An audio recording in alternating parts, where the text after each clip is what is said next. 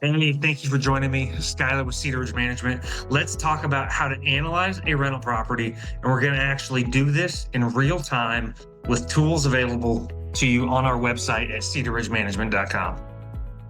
So go to our website, go to Owner Resources, and then click on the Owner's Edge Real Estate Investment Analyzer. And then click Make Copy and save the copy to your Google or internet drive. I already did that, so I'm gonna click cancel. Save it as whatever you want, and then let's dive into it. If you have a property that you already want to analyze and you have the details, just go through this document. The yellow is for you to fill out, and the green are cells with formulas in them. So don't fill out the green, just the yellow. All right, but if I'm starting from scratch, I'm going to Zillow, and I'm choosing the area that I want to invest in. So Jacksonville, North Carolina, for sale, putting in some parameters. So up to $200,000. I want to do a 3-bedroom house, and I want to do just a home. So I'm gonna click apply, and then I'm gonna look at things. I did this ahead of time to help us save time, but I did this, found the property that I wanted that was listed on the right there, and checked it out. So this 158 Bratton Drive, it actually was not under contract this morning when I did this analysis, and then went under contract literally 15 minutes ago on Zillow. So the pictures though are fine. It's a cute house. I like the color scheme, fresh paint, fresh floors, clean kitchen, really good rental grade property. All right, let's go back to the listing. $149,000 is what it's listed for. So I'm going to put that here. The after repair value is probably around $149,000. So we'll leave that there. Fair market value, maybe 149, maybe slightly less because it has been listed for 80 days. So I'm going to see if I can buy this at a 10% discount, which is $14,000 off, and brings the max offer price to $134,910. All right. And then I'm going to plan on putting 20% down, which is a down payment of $26,000. And with 107 interest or amount financed, and then a 6.88% interest rate, I think closing costs will be around 4%. That's around $5,396. Length of mortgage 30. Now I got to figure out how much it's going to rent for. So go back to our website, click on free rental analysis, and then put in the address 158 Bratton Drive, Jacksonville. Click submit. You're gonna have to fill out some information. So 3-bed, about the property, 1 bath, single family home, square feet. Go to Zillow. 748. So I did this already to help us save time, but then click send my free report, and you're going to get this report.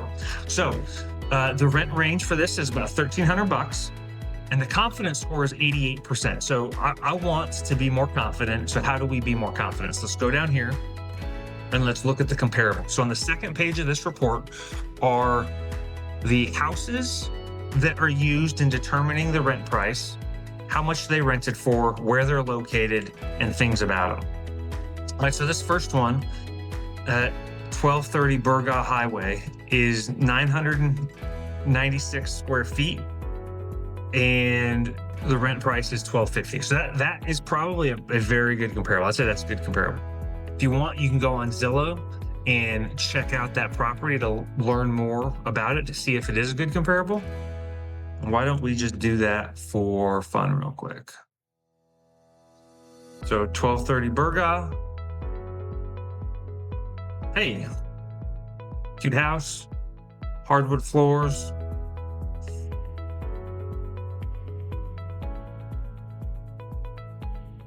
Updated kitchen, updated bathroom.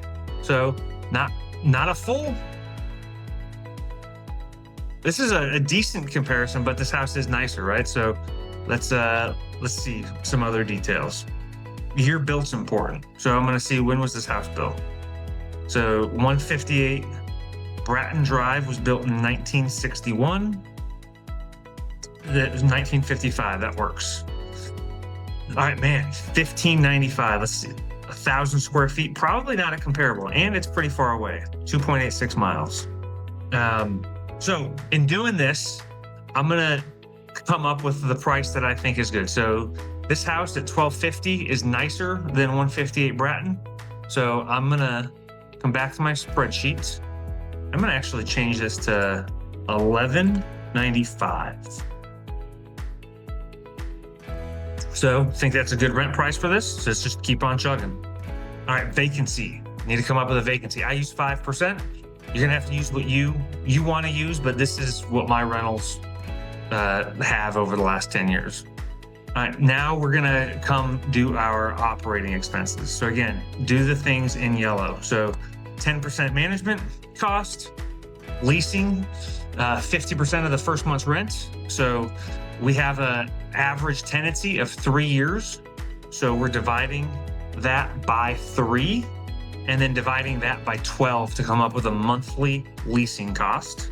Lease renewals at 50% of the lease brings us to $50 a month.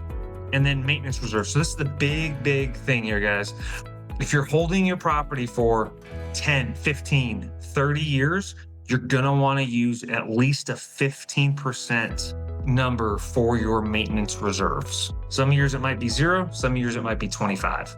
So we use 15%, very conservative, and that gives us a monthly cost. All right, now property taxes. So we're gonna go to Zillow and we're gonna see what they are. They have them at the bottom. Scroll down.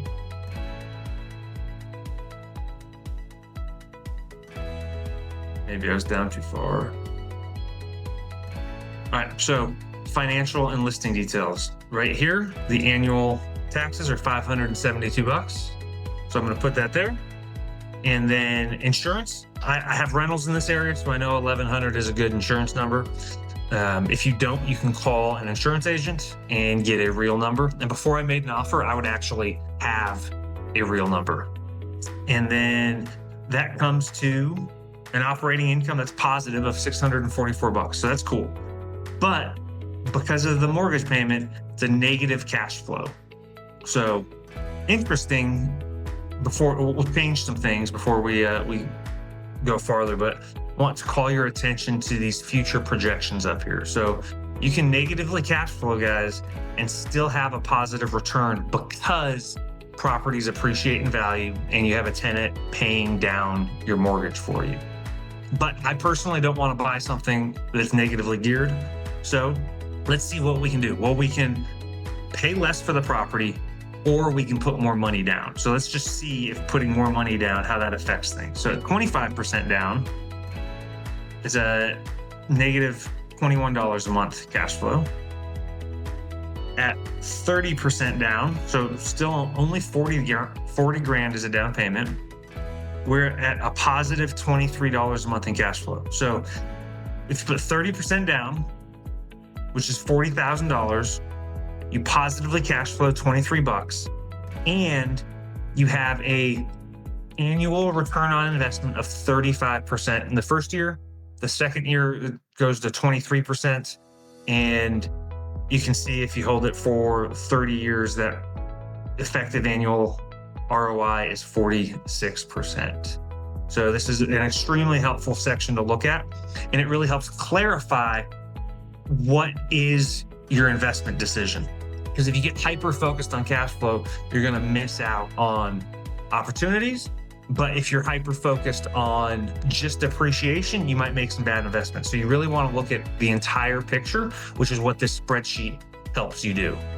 And then this graph shows you years 1, 5, 10, 15, 20, 25, and 30. And it graphs out your mortgage payments, the mortgage balance, and see it goes down in red there. Your equity, which is light blue and goes up. Your cash flow, which is light green and goes up, and your total return, which is dark green and goes up. Now, this is pulling data, guys, from this sheet over here. So if you want to look more at the numbers and kind of get lost in the matrix, you can do that on the number 2 hold ROI analysis tab. And then the interest calculations for the spreadsheet are on this interest calculations tab. This is a good property. This is a great analysis tool. And if you have any questions about what variables to use, where to find information, or how do you find maybe even off-market properties, please shoot me an email. Would love to talk to you about it. God bless you guys. Have a great day, and I will talk to you later. Take care.